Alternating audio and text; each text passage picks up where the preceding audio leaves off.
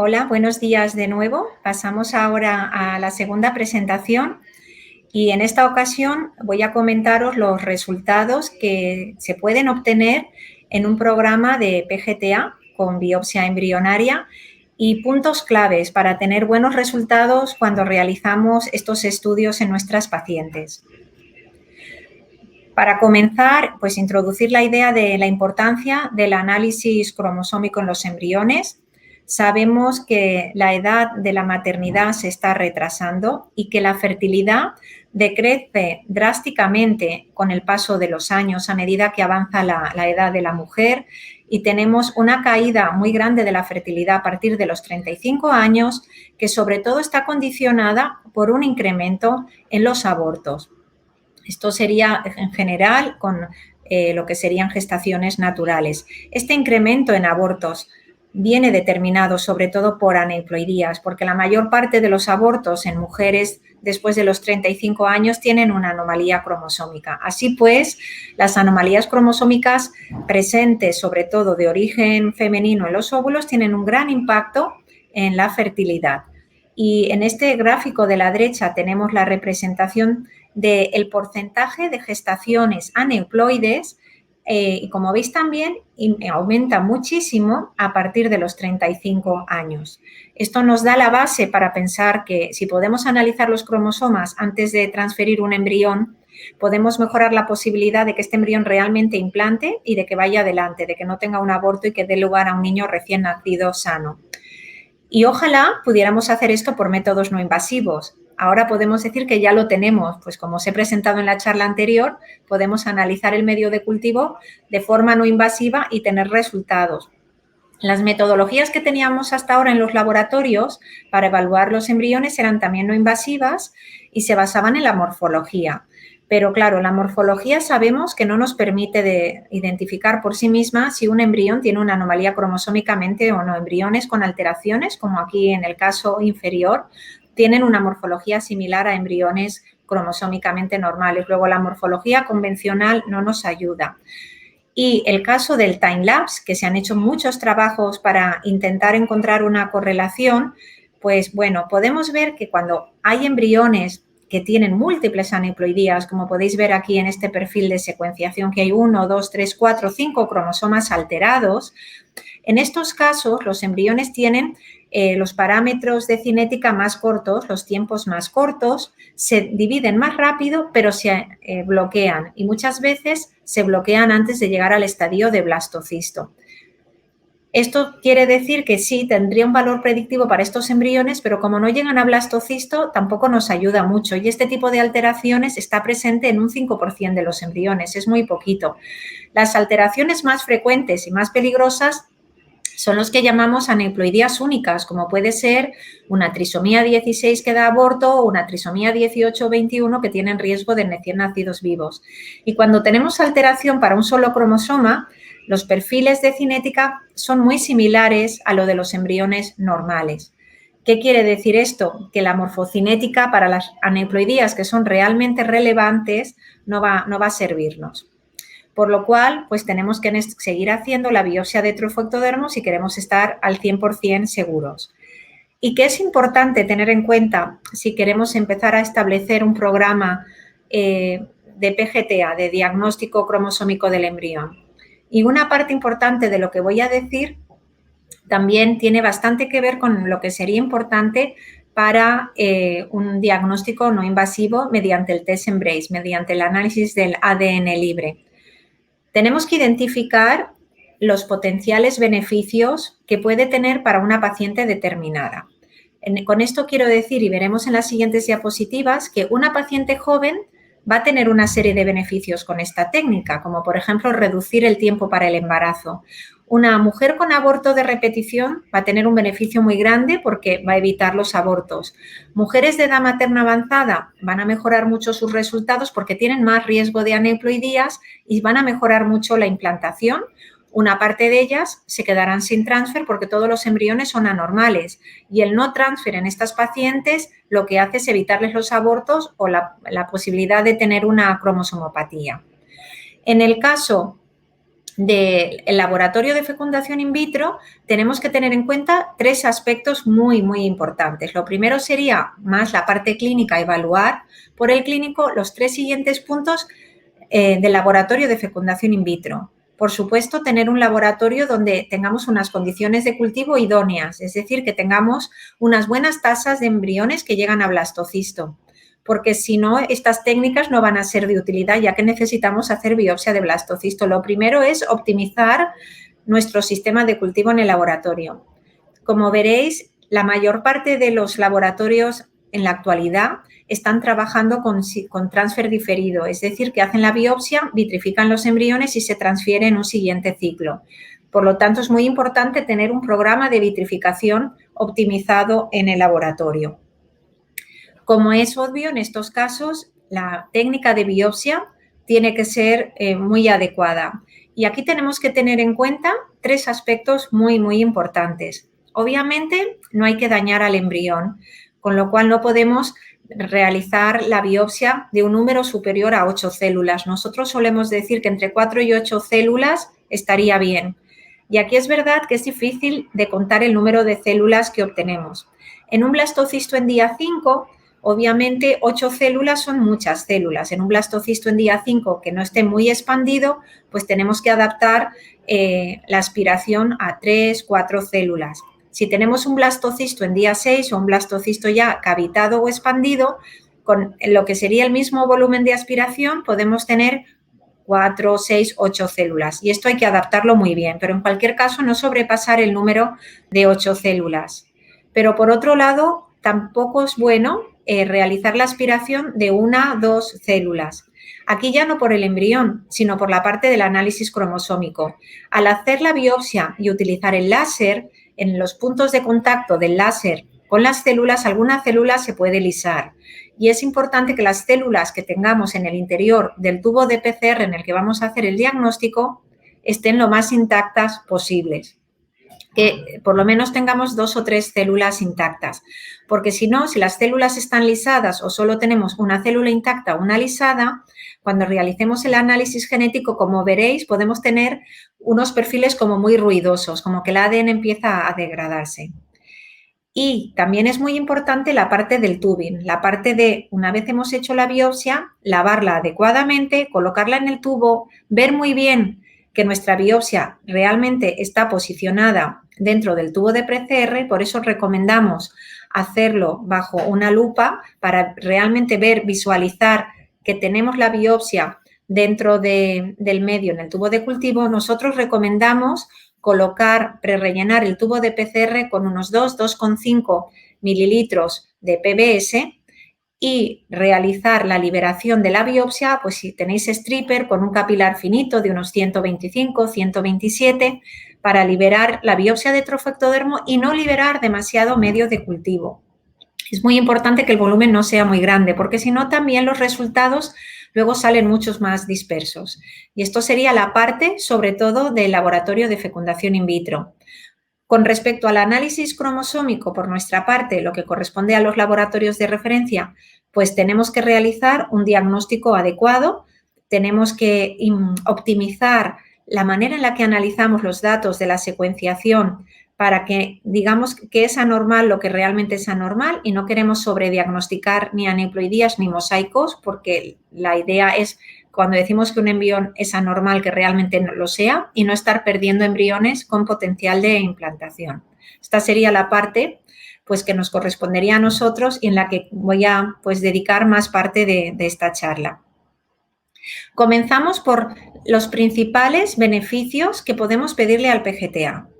Y esto es lo que decía, que un poco para cada indicación pues se puede ir modulando. En general, el hecho de transferir embriones cromosómicamente normales va a mejorar las tasas de embarazo e implantación, va a disminuir los abortos, va a disminuir los embarazos múltiples si lo aplicamos como una estrategia unida al single embryo transfer. Si realmente, como sabemos que si tenemos un embrión cromosómicamente normal tiene más probabilidad de implantar, nos da más seguridad a la hora de decidir en una pareja realizar un single embryo transfer y con esto se disminuirían los embarazos múltiples.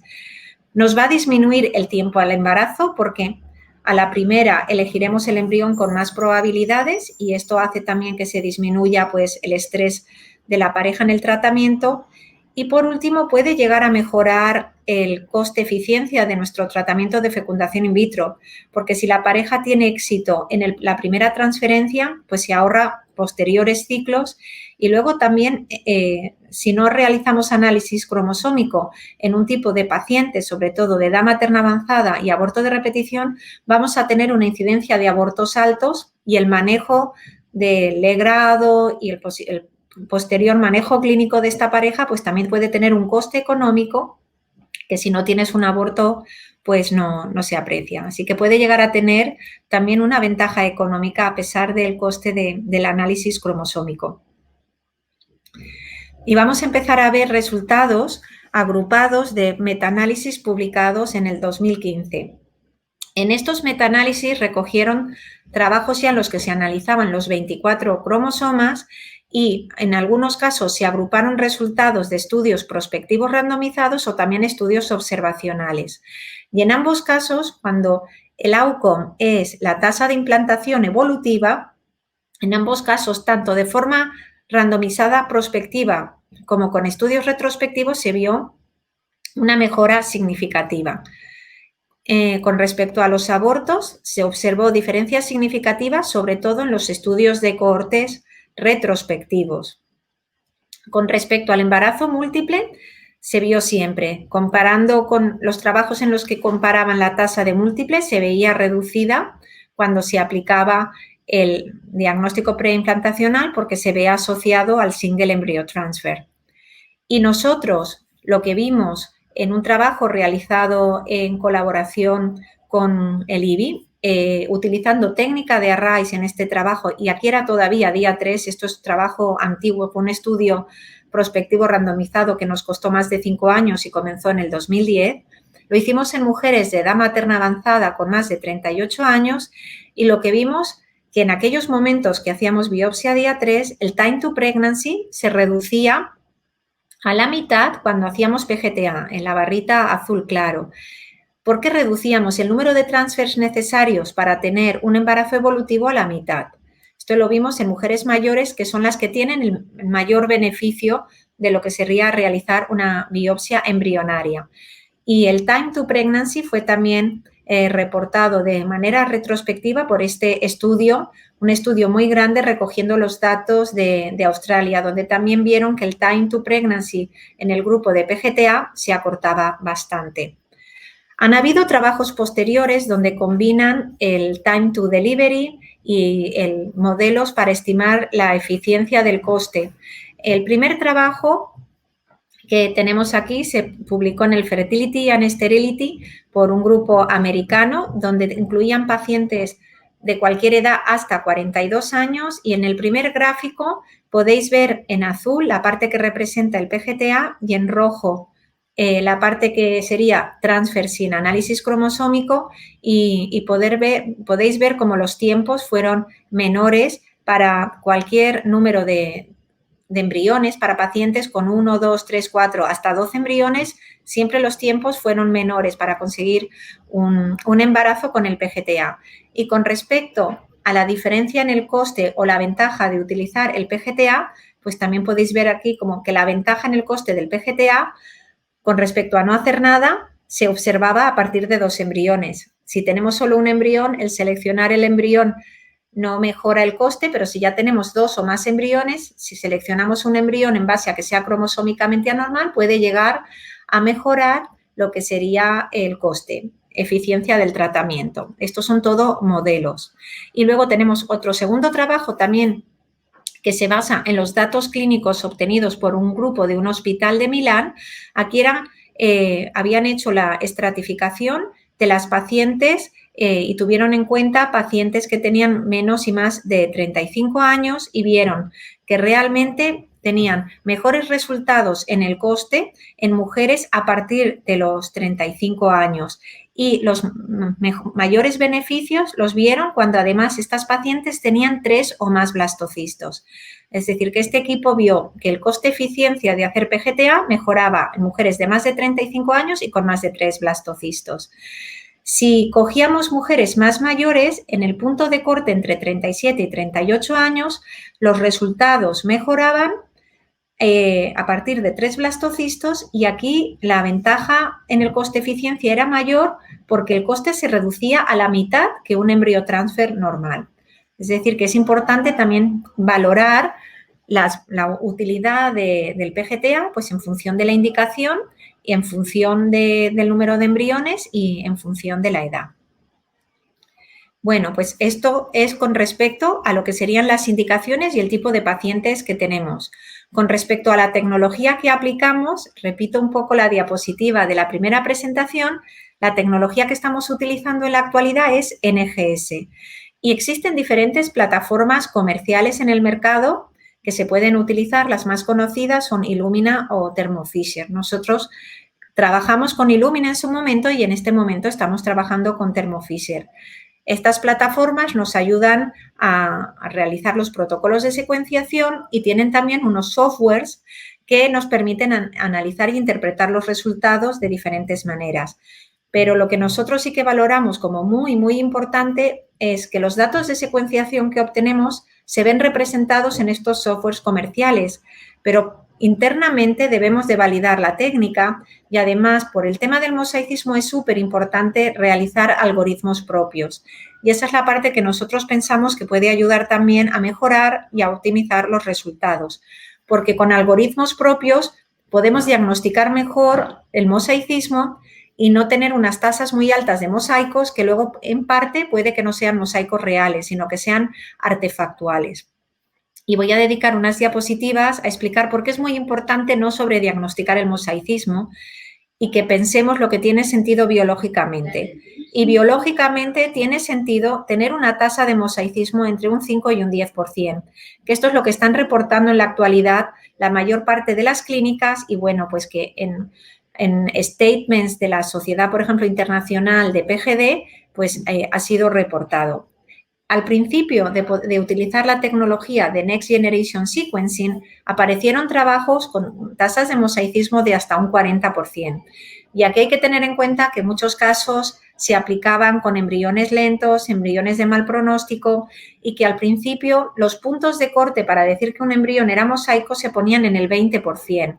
Y un 20% de mosaicismo es un nivel muy bajo si pensamos que partimos de biopsias que tienen 3, 4 o 5 células. A poco que una célula o dos se hayan lisado, como os he dicho antes, nos van a interferir mucho en los resultados.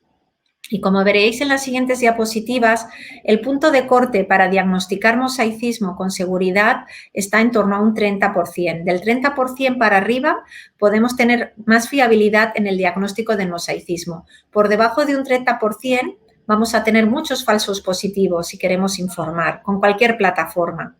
Y las razones de por qué los puntos de corte de mosaicismo para decir qué porcentaje de células son aneuploides no deben de ser más de un 30%, es porque va a haber algo bastante importante. En cuanto a las razones técnicas, voy a comenzar por las razones técnicas. Debemos de poner este threshold, como os he dicho, como mínimo en un 30% o por arriba, porque si no, el ruido experimental debido a la técnica de biopsia, a que se hayan lisado células, puede enmascararnos la realidad.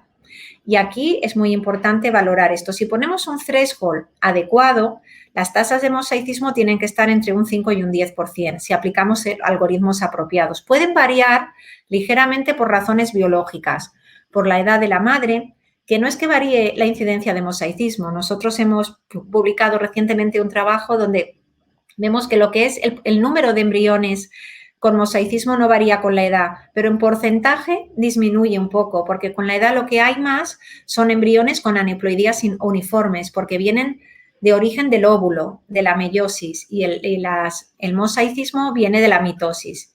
En proporción, quiere decir que en mujeres más jóvenes la incidencia de mosaicismo puede ser un poquito más alta, pero no significativa.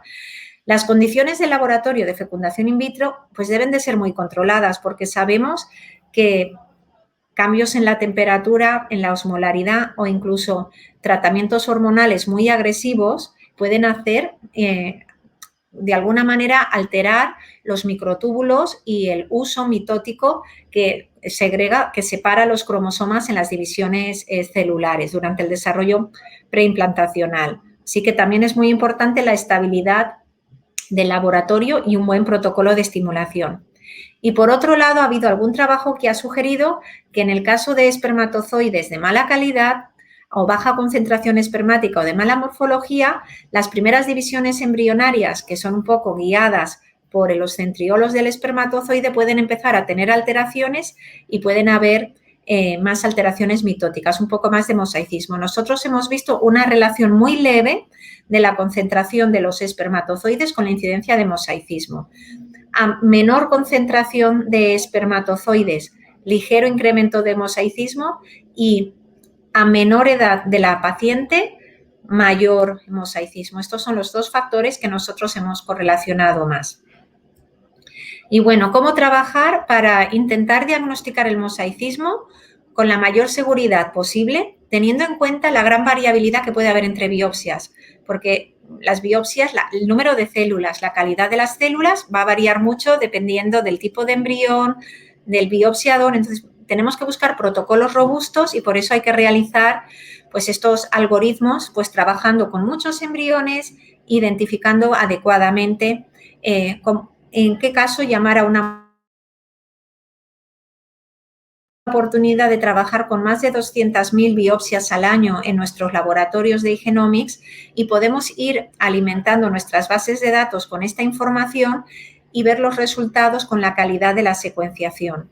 Por otro lado, hemos hecho una validación interna trabajando con líneas celulares con anomalías conocidas y hemos comparado en qué punto podemos determinar el mosaicismo con eficiencia. Hemos visto al 10% de mosaicismo, al 20% y al 30%, y hemos visto que la mejor sensibilidad y especificidad la obtenemos en el 30%. El threshold del 30% no es algo inventado, sino se basa en validaciones internas que nos dicen cuándo la técnica va a funcionar continuamente.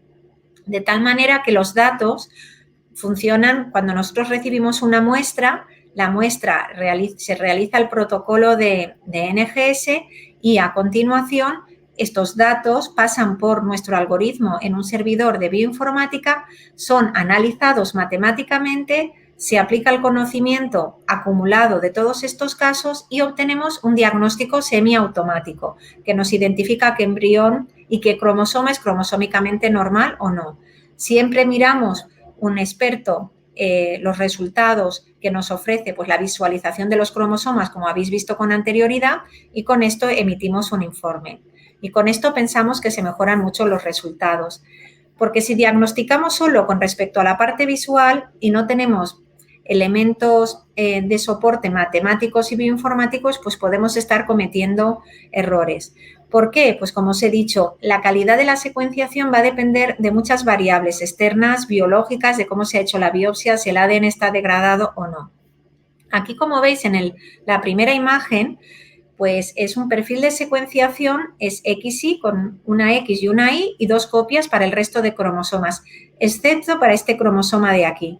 Y este cromosoma de aquí lo que tiene, como veréis, es una pequeña elevación, ¿vale? Aquí, que sí que nos está indicando que es mosaico. Y vemos que es mosaico para este cromosoma porque realmente tenemos un perfil con muy buena calidad. Como veis, todos los puntos están en torno a la línea central y a esto lo llamamos un perfil plano, sin ruido, sin dispersión. Sin embargo, esto es porque tenemos un número de lecturas de cada secuencia muy alto y esto baja la dispersión. Sin embargo, en el perfil de abajo es lo que llamamos de mala calidad. El número de lecturas es más bajo y, como veis, las secuencias para cada cromosoma, pues como no están claramente alineadas a la línea central, sino que están subiendo y bajando.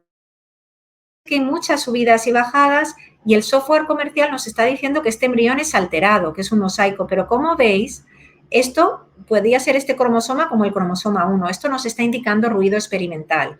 Entonces, el algoritmo nos dice, con esta calidad y con esta dispersión, este embrión sería no informativo. Y en este caso deberíamos de pedir una rebiopsia, porque esto no es un mosaico. Pues esto es un poco lo que os quiero, es un ejemplo de que veáis por qué unos grupos pueden llegar a decir un 40% de mosaicismo y por qué otros grupos pues estamos diciendo un 5 o un 10% de mosaicismo. Estos son los ejemplos de cómo hicimos la validación con nuestras líneas celulares. En este caso tenéis la línea celular para el cromosoma 18, al 30% de mosaicismo. ¿Veis cómo se ve el perfil? Aquí aplicamos reglas matemáticas para que además nos den el valor matemático, no solo el visual. Esto sería al 50, al 70 y al 100%. Esto es cómo se visualiza y luego tenemos los valores matemáticos que nos dan un número y con ese número podemos determinar el grado de mosaicismo. Y con todo esto, pues podemos identificar mosaicismo a diferentes niveles. Nosotros hemos establecido dos categorías. Los embriones que consideramos normales son los que tienen menos de un 30% de aneuploidías, porque es el threshold que hemos definido que da más accuracy. Los embriones que tienen entre un 30 y un 50% de aneuploidía, en el trofectodermo los llamamos mosaicos de bajo grado. Entre un 50 y un 70 los llamamos mosaicos de alto grado y más de un 70% de aneuploidía ya lo consideramos uniforme. Los embriones mosaicos de bajo grado, pues con un consejo genético adecuado y estudiando el caso con el clínico y la pareja, pues si no hay embriones euploides se puede llegar a plantear para la transferencia. Los embriones de alto grado de mosaico para nosotros se asemejan más a los realmente aneuploides y realmente ya tienen más riesgo. Y aplicando este algoritmo, lo que hemos visto es que nuestra tasa de mosaicismo global está en torno a un 5 o a un 6%. Vamos analizando los resultados año a año y el porcentaje varía entre un 5 y un 6%. La mayoría son de bajo grado, entre un 3 y un 4%, y un 2% mosaicos de alto grado. Y también hemos hecho algún estudio donde hemos visto, tenemos varios laboratorios de Igenomics a lo largo del mundo, en estos momentos más de 20, pero cuando hicimos este estudio para el desarrollo del algoritmo hace 2 años, comparamos los resultados entre 9 laboratorios distintos y vimos que todos los laboratorios de Igenomics que hacían análisis genético tenían los mismos resultados. Y esto nos permite decir que no hay diferencias en el observador, porque si tenemos que analizar los perfiles visualmente, pues participa la subjetividad del observador. Con estos algoritmos hacemos como muy reproducibles los resultados por cualquier experto. Y con esta tecnología, ¿cuál es nuestra incidencia de embriones anormales? Pues si pensamos en embriones que tienen aneuploidías completas, es decir, ni mosaicos ni aneuploidías segmentales para un fragmento de cromosomas, estos son los datos que tenemos en nuestra web. Para mujeres por debajo de 35 años y donación de óvulos, pues estamos en torno a un 30%. Para mujeres entre 35 y 37 años, cercanos al 40%, y a partir de los 38 años ya tenemos más de un 50% de blastocistos anormales, con más de un 70% por arriba de los 43 años. Además, estas alteraciones, pues tenemos a nivel de mosaicismo sería la línea en gris claro, que veis que el porcentaje de mosaicos pues, está en torno a un 5%, con las mujeres más jóvenes y veis una pequeña disminución con la edad, lo que hemos comentado con anterioridad. Esto sería el mosaicismo de bajo grado y el de alto grado, que sería el más rosita, pues este se mantiene constante porque ya os digo, se comporta mucho como las aneuploidías. Así que bueno, estos serían los resultados. Otro tema muy importante que hay que diagnosticar correctamente son las anomalías segmentales, que no afectan al cromosoma completo, que afectan solo a un fragmento. Y en estos casos también es importante no sobrediagnosticar y entender lo que es ruido experimental y una verdadera anomalía segmental o parcial.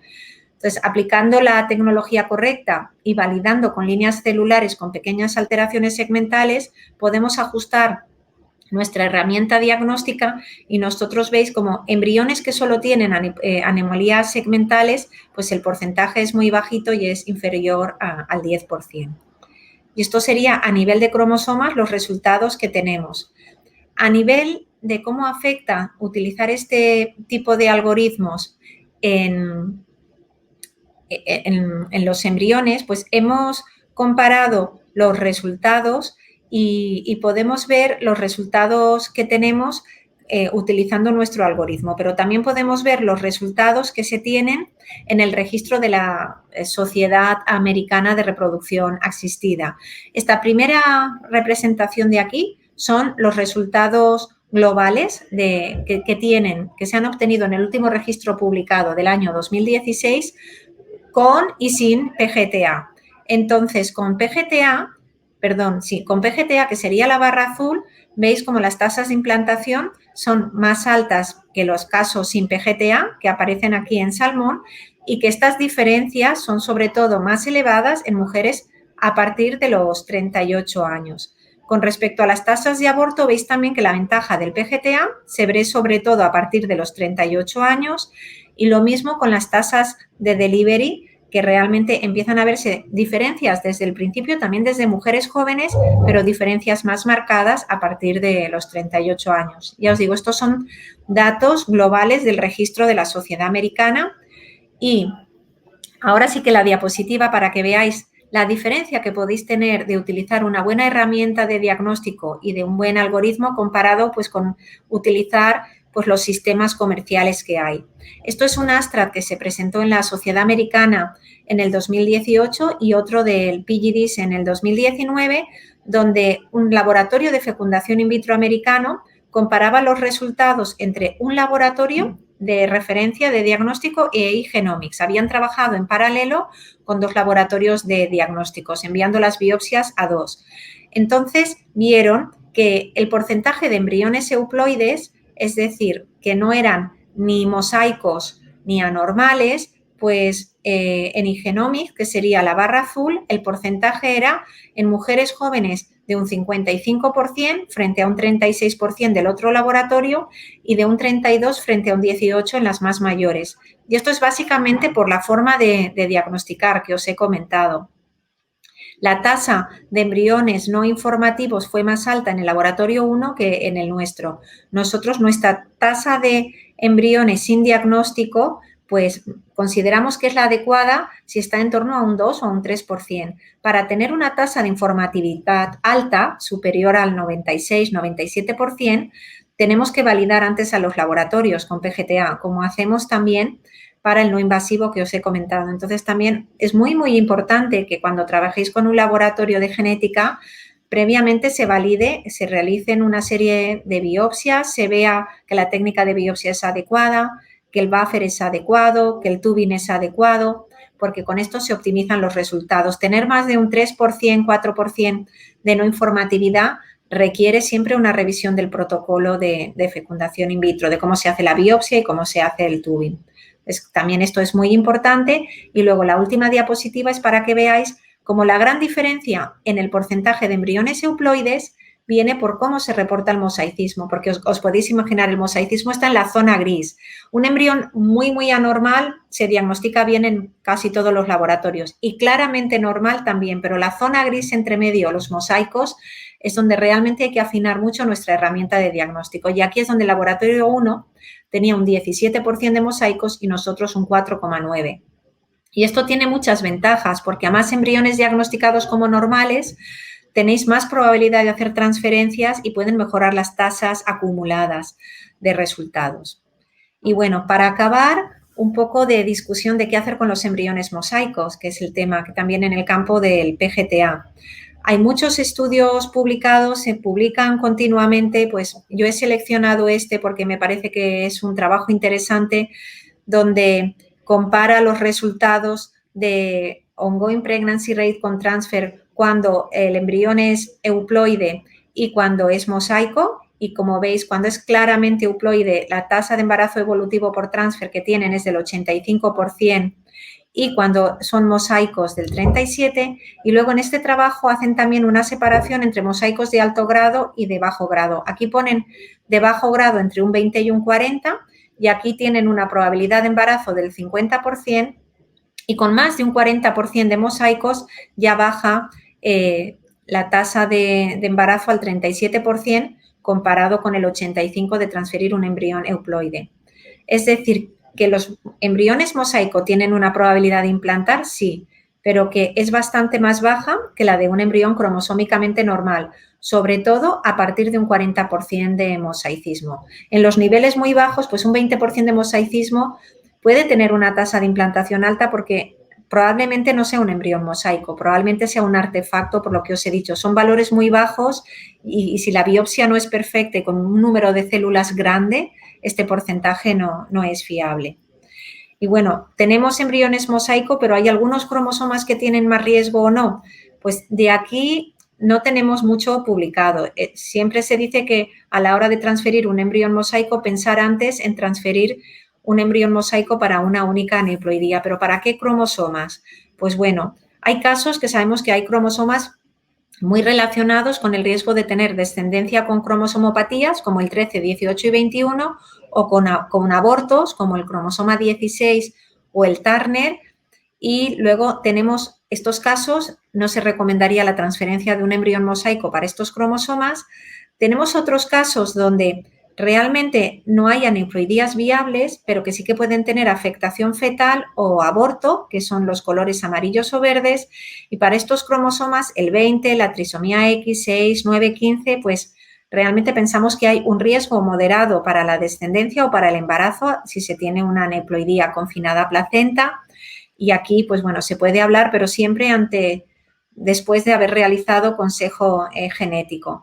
Y luego se considera la transferencia más segura porque este trabajo, que está hecho con más de 72.000 casos de biopsia de vellosidades coriales, vieron que cuando se tiene alteraciones para los cromosomas 1, 3, 10, 12 y 19, luego no se vio alteración en la descendencia, y cuando teníamos alteraciones para el cromosoma 4 o 5 hay una tasa de aborto, pero es una tasa de aborto muy baja, con lo cual estas serían las condiciones en las que se consideraría más seguro realizar la transferencia de un embrión mosaico. Aún así, no hay evidencias para decir que en alguno de estos casos sea 100% seguro transferir un embrión mosaico, por lo cual, lo que os hemos comentado, el consejo genético es muy, muy, muy importante.